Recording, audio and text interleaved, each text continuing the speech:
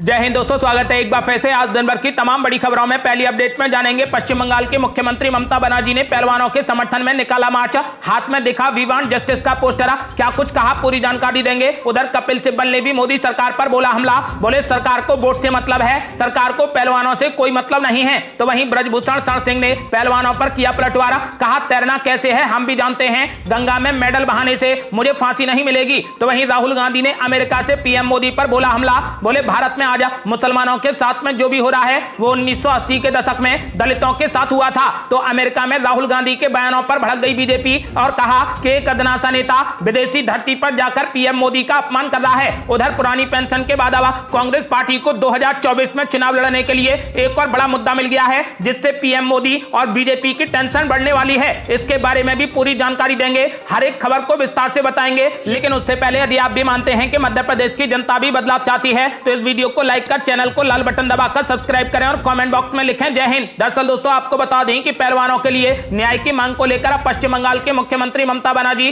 सड़कों पर उतर चुकी हैं। वो बुधवार को कोलकाता में तृणमूल कांग्रेस की तरफ से पहलवानों के समर्थन में की जा रही एक रैली में शामिल हुई। हाथों में वी वांट जस्टिस का पोस्टर लेकर वो भारत के पहलवानों को न्याय देने की मांग कर रही थी। उन्होंने कहा क्या मैं अपने पहलवानों पर गर्व है। WFI के चीफ और बीजेपी सांसद ब्रजभूषण शरण सिंह के खिलाफ किए जा रहे प्रदर्शन में पहलवानों को ममता बनर्जी का लगातार साथ मिलता रहा है। बीते दिन भी उन्होंने पहलवानों के हक में एक बयान जारी किया था। उन्होंने कहा था कि हमारे पहलवानों को पीटा गया और प्रताड़ित किया गया, मैंने पहलवानों से बात की और उन्हें अपना खुला समर्थन दिया है। ममता बनर्जी ने रैली में पहलवानों के प्रदर्शन को लेकर केंद्र सरकार पर निशाना साधा। उन्होंने पूछा कि आखिर इतने गंभीर आरोप होने के बाद भी ब्रजभूषण सिंह को गिरफ्तार क्यों नहीं किया जा रहा। अगली बड़ी खबर, कपिल सिब्बल ने भी मोदी सरकार पर बोला जबरदस्त हमला, कहा सरकार को वोट से मतलब है, सरकार को पहलवानों से कोई मतलब नहीं। दरअसल दोस्तों ब्रजभूषण सिंह के ऊपर पहलवानों द्वारा लगाए गए यौन शोषण के आरोपों पर राज्यसभा के MP कपिल सिब्बल ने केंद्र सरकार को निशाने पर ले लिया। उन्होंने केंद्र सरकार से सवाल पूछते हुए कहा कि ब्रजभूषण के भाजपा से संबंधित होने के कारण क्या पॉक्सो और तत्काल गिरफ्तारी उनके अलावा सभी आरोपियों पर लागू होती है। राज्यसभा के MP होने के साथ कपिल सिब्बल एक वरिष्ठ वकील भी हैं जो सुप्रीम कोर्ट में पहलवानों का प्रतिनिधित्व कर रहे हैं। दरअसल इंटरनेशनल स्तर पर पदक जीत चुके पहलवान हरिद्वार में गंगा में अपने मेडल बहाने जा रहे थे, लेकिन किसानों के नेता राकेश टिकैत ने उन्हें ऐसा करने से रोक दिया। हालांकि उसके बाद पहलवानों ने सरकार को 5 दिनों का समय दिया है और अब केंद्र सरकार को निशाने पर लेते हुए कपिल सिब्बल ने कहा कि पॉक्सो और 164 बयानों के बाद तत्काल गिरफ्तारी ब्रजभूषण सिंह के अलावा सभी आरोपियों के लिए लागू होती है, क्योंकि पहले तो वो भाजपा से हैं और दूसरा ये कि प्रतिष्ठित महिला पहलवानों से बीजेपी को कोई फर्क नहीं पड़ता, बीजेपी को केवल वोट से मतलब है। आपको बता दें कि फिलहाल पहलवानों का मामला अब दिन पर दिन गर्माता जा रहा है। अगली बड़ी खबर, पहलवानों के आरोपों के बीच ब्रजभूषण सिंह का बड़ा ऐलान, बोले तैरना कैसे है हम भी जानते हैं, गंगा में मेडल बहाने से मुझे फांसी नहीं मिलेगी। दरअसल दोस्तों पहलवानों के मेडल गंगा में बहाने को लेकर दिन भर चले हाई वोल्टेज दंगल पर कुश्ती महासंघ के अध्यक्ष ब्रजभूषण शरण सिंह ने अपनी प्रतिक्रिया दी है। सिंह ने कहा कि गंगा में मेडल डालने से ब्रजभूषण को फांसी नहीं मिलेगी। उन्होंने कहा कि पहले दिन जब मेरे ऊपर आरोप लगाया गया तो मैंने कहा कि कब हुआ, कहां हुआ और किसके साथ हुआ। अगर एक भी आरोप साबित हो जाएगा तो ब्रजभूषण सिंह खुद फांसी पर चढ़ जाएगा। उन्होंने कहा कि 4 महीने हो गए सरकार मुझे फांसी नहीं दे रही तो अपना मेडल गंगा में बहाने जा रहे हैं। ब्रजभूषण ने आगे कहा कि मुझ पर आरोप लगाने वालों, गंगा में मेडल बहाने से मुझे फांसी नहीं मिलेगी। अगर तुम्हारे पास में सबूत हैं तो जाकर पुलिस को दो, कोर्ट को दो और कोर्ट मुझे फांसी देगा तो मैं फांसी पर चढ़ जाऊंगा। ब्रजभूषण ने खिलाड़ियों के मेडल बहाने की घोषणा को इमोशनल ड्रामा बताया। ब्रजभूषण का यह बयान पहलवानों के मेडल गंगा में बहाने के ऐलान के एक दिन बाद आया है। ब्रजभूषण शरण सिंह ने एक शेर पढ़ा, कहा कि बाढ़ कैसे आती है आप भी जानते हैं, तैरना कैसे है हम भी जानते हैं। बीजेपी सांसद ने कहा कि हम उस राम को अपना आदर्श मानते हैं जो अपने पिता के वचन को निभाने के लिए वन चले गए। अगर एक भी आरोप साबित हो जाएगा तो ब्रजभूषण शरण सिंह खुद फांसी पर चढ़ जाएगा। अगली बड़ी खबर, राहुल गांधी ने अमेरिका से पीएम मोदी पर बोला जमकर हमला, कहा भारत में आज मुसलमानों के साथ में जो हो रहा है वो 1980 के दशक में दलितों के साथ हुआ था। दरअसल दोस्तों आपको बता दें कि भाजपा के नेतृत्व वाली सरकार पर निशाना साधते हुए कांग्रेस नेता राहुल गांधी ने बुधवार को अमेरिका में कहा कि आज भारत में मुसलमानों के साथ में जो हो रहा है वो 1980 के दशक में दलितों के साथ हुआ था और इसके खिलाफ हमें प्यार से लड़ना होगा। संयुक्त राज्य अमेरिका में सैन फ्रांसिस्को में मोहब्बत की दुकान कार्यक्रम में बोलते हुए बे एरिया मुस्लिम कम्युनिटी के एक सवाल के जवाब जवाब में राहुल गांधी ने आरोप लगाया कि भाजपा के नेतृत्व वाली सरकार के कुछ कार्यों का प्रभाव अल्पसंख्यकों और दलितों और आदिवासी समुदाय के लोगों द्वारा महसूस किया जा रहा है। केंद्र सरकार की भाजपा सरकार पर हमला करते हुए राहुल गांधी ने आरोप लगाया कि वो मूल्य वृद्धि, बेरोजगारी और असमानता के मुद्दों पर चर्चा नहीं करना चाहती है और ध्यान भटकाने की कोशिश कर रही है। राहुल गांधी ने कहा कि देश के सभी वर्गों को यह महसूस करना चाहिए कि बातचीत की प्रक्रिया में निष्पक्षता है, लेकिन ये सभी ध्यान भटकाने वाले हैं। असली मुद्दा मूल्य वृद्धि, बेरोजगारी और असमानता है। उन्होंने कहा कि भाजपा वास्तव में इन पर चर्चा नहीं कर सकती है, इसीलिए वे पुराना राजदंड खोजकर लाए हैं और उसके सामने लेट गए हैं। उन्होंने कार्यक्रम में मौजूद लोगों से पूछा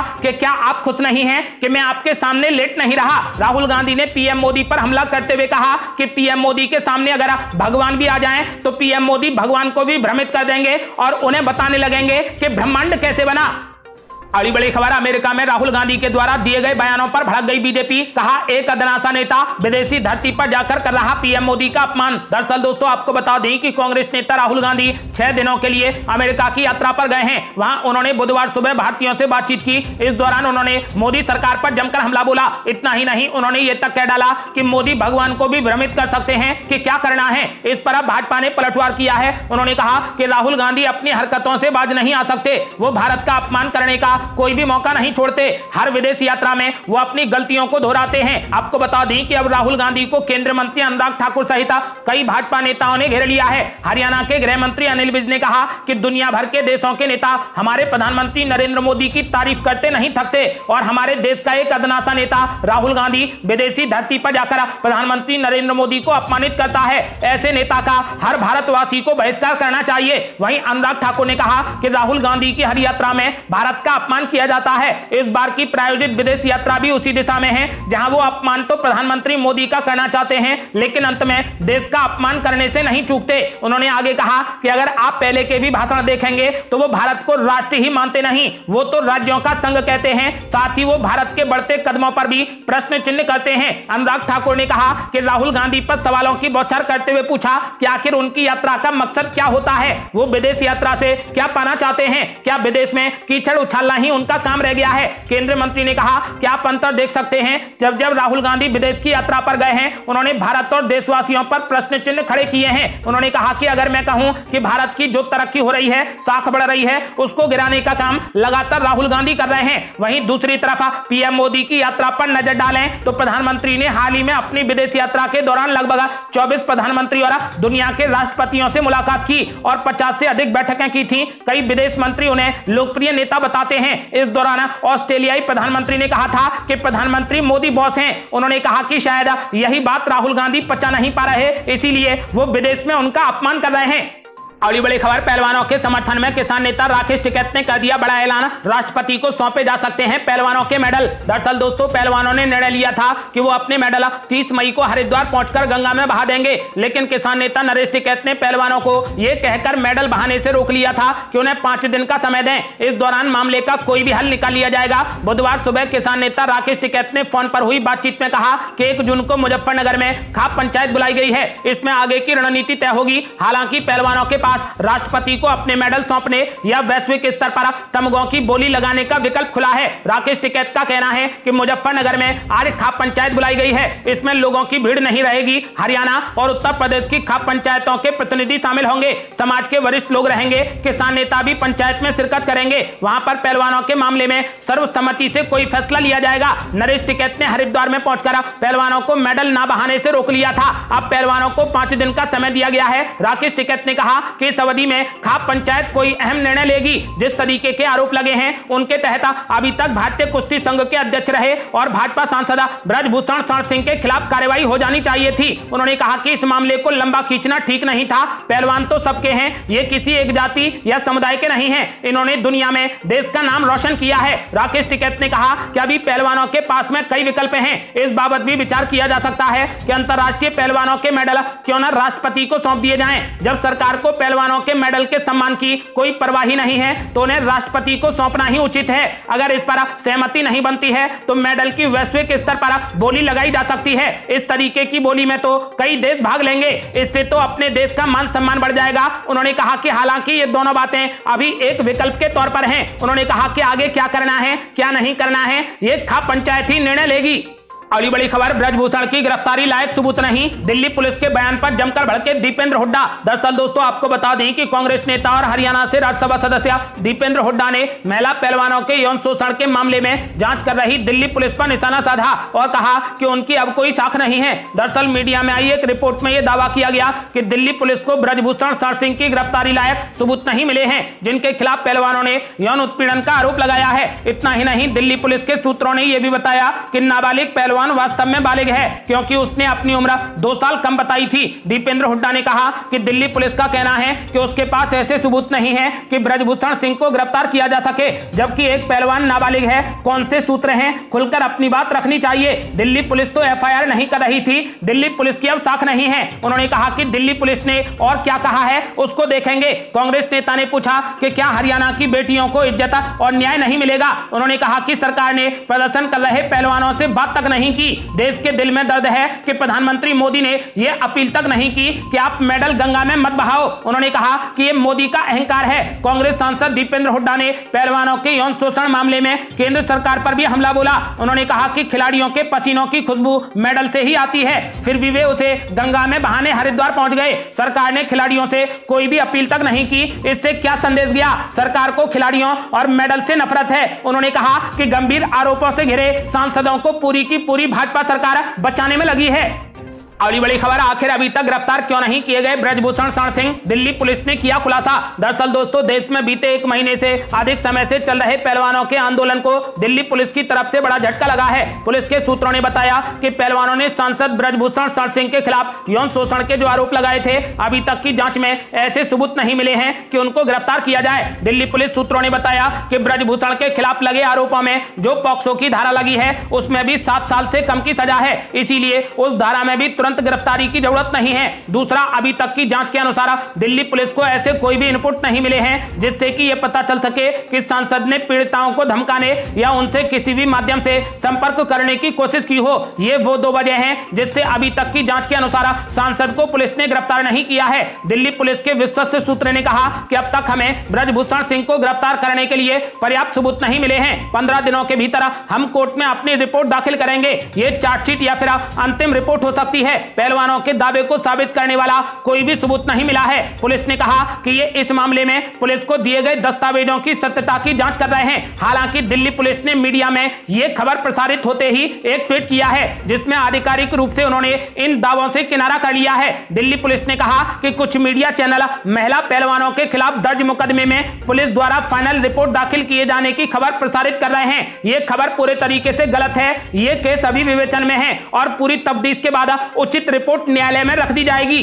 बड़ी खबर, अमेरिका से राहुल गांधी ने कर दिया बड़ा ऐलान। बोले अगर विपक्ष ठीक ढंग से एकजुट हो जाए तो बीजेपी को हराया जा सकता है। दरअसल दोस्तों आपको बता दें कि आगामी लोकसभा चुनाव में विपक्षी एकजुटता के महत्व को रेखांकित करते हुए कांग्रेस नेता राहुल गांधी ने प्रवासी भारतीयों की एक सभा को संबोधित किया। इस दौरान उन्होंने कहा कि यदि विपक्ष ठीक ढंग से एकजुट हो जाए तो केंद्र में सत्तारूढ़ बीजेपी को हराया जा सकता है। राहुल गांधी ने कर्नाटक विधानसभा चुनाव में कांग्रेस पार्टी की जीत का हवाला देते हुए कहा कि उनकी पार्टी आगामी लोकसभा चुनावों को लेकर इस संबंध में काम कर रही है और इस पर सही दिशा में आगे बढ़ रही है। राहुल गांधी ने कहा कि अगर आप कर्नाटक चुनाव को देखें तो सामान्य समझ यह है कि कांग्रेस पार्टी ने बीजेपी को टक्कर दी और उसे हरा दिया, लेकिन जो बात अच्छे तरीके से नहीं समझी गई वो तरीका है जिनका हमने इस्तेमाल किया। उन्होंने कहा कि कांग्रेस पार्टी ने चुनाव लड़ने के लिए पूरे तरीके से अलग दृष्टिकोण अपनाया। कर्नाटक में जीत की नींव भारत जोड़ो यात्रा के जरिए रखी गई। कर्नाटक की 224 सदस्यीय विधानसभा के लिए 10 मई को चुनाव में कांग्रेस पार्टी ने 135 सीटें जीती। राहुल गांधी ने कहा कि कर्नाटक चुनाव में बीजेपी ने कांग्रेस पार्टी के मुकाबले 10 गुना धन ज्यादा खर्च किया था। उन्होंने कहा कि देश को 2024 के लोकसभा चुनाव में एकजुट विपक्ष के अलावा सत्तारूढ़ बीजेपी को हराने के लिए एक वैकल्पिक दृष्टिकोण की भी जरूरत है। पूर्व कांग्रेस अध्यक्ष राहुल गांधी ने कहा कि जहां तक विपक्षी एकता की बात है हम इस दिशा में काम कर रहे हैं और ये सही दिशा में आगे बढ़ रहा है, लेकिन मुझे लगता है कि बीजेपी को हराने के लिए विपक्षी एकता से कहीं ज्यादा की जरूरत है। मेरी राय में सिर्फ विपक्ष की एकता काम करने के लिए काफी नहीं होगी। मुझे लगता है कि आपको बीजेपी के लिए एक वैकल्पिक दृष्टिकोण की भी जरूरत है। राहुल गांधी ने कहा कि यदि विपक्ष ठीक ढंग से एकजुट हो जाए तो 2024 में मोदी सरकार को हराया जा सकता है। अगली बड़ी खबर, नई संसद के उद्घाटन से विपक्ष की दूरी पर पीएम मोदी ने किया हमला। कहा विपक्ष ने विरोध इसलिए किया ताकि पूरे विश्व में बदनामी की जा सके। दरअसल दोस्तों आपको बता दें कि पीएम मोदी ने बुधवार को नए संसद भवन के उद्घाटन समारोह का बहिष्कार करने को लेकर कांग्रेस पार्टी और अन्य विपक्षी दलों पर जोरदार हमला बोला। पीएम मोदी ने राजस्थान के अजमेर में एक जनसभा को संबोधित किया। इस दौरान उन्होंने कहा कि भारत को बीते रविवार को नया संसद भवन मिला है, लेकिन कांग्रेस पार्टी ने भारत के गौरव के इस क्षण को भी अपने स्वार्थी विरोध की भेंट चढ़ा दिया। पीएम मोदी ने कहा कि कांग्रेस पार्टी ने अपने स्वार्थ के लिए नई संसद का विरोध किया ताकि पूरे विश्व में देश की बदनामी की जा सके। कांग्रेस पार्टी को बस इस बात की तकलीफ है कि एक गरीब का बेटा देश को इतना आगे कैसे बढ़ा रहा है। कांग्रेस पार्टी और उनके साथ अन्य दलों ने 60,000 श्रमिकों के परिश्रम का, देश की भावनाओं और आकांक्षाओं का अपमान किया है। प्रधानमंत्री मोदी ने कहा कि उनको गुस्सा इस बात का है कि एक गरीब का बेटा इनके अहंकार के आगे कैसे अड़ा हुआ है। इनको इस बात का गुस्सा है कि एक गरीब का बेटा इनकी मनमानी क्यों नहीं चलने दे रहा, इनके भ्रष्टाचार और परिवार पर सवाल क्यों खड़े कर रहा है। पीएम मोदी ने कहा कि इन्होंने इसलिए विरोध किया ताकि विश्व में बदनामी की जा सके। अगली बड़ी खबर, अजमेर की रैली में गरजे पीएम मोदी, बोले कांग्रेस पार्टी दलित, आदिवासी, मुस्लिम और गरीबों को बराबर लूटती है। दरअसल दोस्तों प्रधानमंत्री नरेंद्र मोदी बुधवार को राजस्थान में कांग्रेस पर जमकर बरसे और 9 साल के कार्यकाल में किए गए कामों का बखान किया। पीएम मोदी ने अजमेर में रैली में कहा कि कांग्रेस पार्टी ने 50 साल पहले देश को गरीबी से हटाने की गारंटी दी थी, जो गरीबों के साथ में कांग्रेस पार्टी द्वारा किया गया सबसे बड़ा विश्वासघात है। पीएम मोदी ने कहा कि हम विकास करते हैं तो अब सवाल उठते हैं कि मेरे पास पैसा कहां से आता है, मैं बताता हूं कि पैसा कहां से आता है। पीएम मोदी ने कहा कि हमारे देश में विकास के काम करने के लिए कभी पैसे की कमी नहीं रही। इसके लिए जरूरी होता है कि जो पैसा हम भेजें उसे विकास पर ही लगाया जाए, लेकिन कांग्रेस पार्टी ने अपने शासन में देश का खून चूसने वाली भ्रष्ट व्यवस्था बना दी थी। यह देश को खोखला कर रही थी। पीएम मोदी ने कहा कि पूर्व प्रधानमंत्री राजीव गांधी ने सार्वजनिक रूप से यह माना था कि कांग्रेस सरकार अगर 1 रुपए भेजती है तो 85 पैसे भ्रष्टाचार की भेंट चढ़ जाते हैं और मात्र 15 पैसे ही पहुंचते हैं। पीएम मोदी ने कहा कि कांग्रेस हर योजना में 85% कमीशन खाने वाली पार्टी है। उन्होंने आगे दावा किया कि बीजेपी सरकार में 9 साल में देश में इतना विकास इसलिए हुआ क्योंकि हमने कांग्रेस पार्टी द्वारा की गई लूट के रास्ते को बंद कर दिया है। हमने रेलवे और हाईवे पर 24 लाख करोड़ रुपए खर्च किए हैं। राजीव गांधी के कहने के मुताबिक कांग्रेस पार्टी की सरकार रहती तो आधे से ज्यादा पैसे बीच में ही लुट जाते, ऐसे में इतना विकास का काम नहीं हो पाता। पीएम मोदी ने दावा किया कि कांग्रेस पार्टी दलित, आदिवासी, मुस्लिम या गरीब वर्ग हो, हर समुदाय को बराबरी से लूटती है। उन्होंने कहा कि कांग्रेस पार्टी की नीति रही है कि गरीबों को भरमाओ और गरीबों को तरसाओ। राजस्थान के लोगों ने भी इसका बहुत बड़ा नुकसान उठाया है। उन्होंने आगे कहा कि कांग्रेस पार्टी ने वीरों के साथ भी हमेशा धोखा किया। ये कांग्रेस ही है जो 1 रैंक 1 पेंशन के नाम पर हमारे पूर्व सैनिकों से विश्वासघात करती रही। बीजेपी सरकार ने ही 1 रैंक 1 पेंशन को लागू किया। पीएम मोदी ने कहा कि वर्ष 2014 से पहले प्रधानमंत्री के ऊपर सुपर पावर थी। कांग्रेस सरकार रिमोट कंट्रोल से चला करती थी, निर्णय होते नहीं थे, नीतियां चौपट थी, निवेशक निराश थे,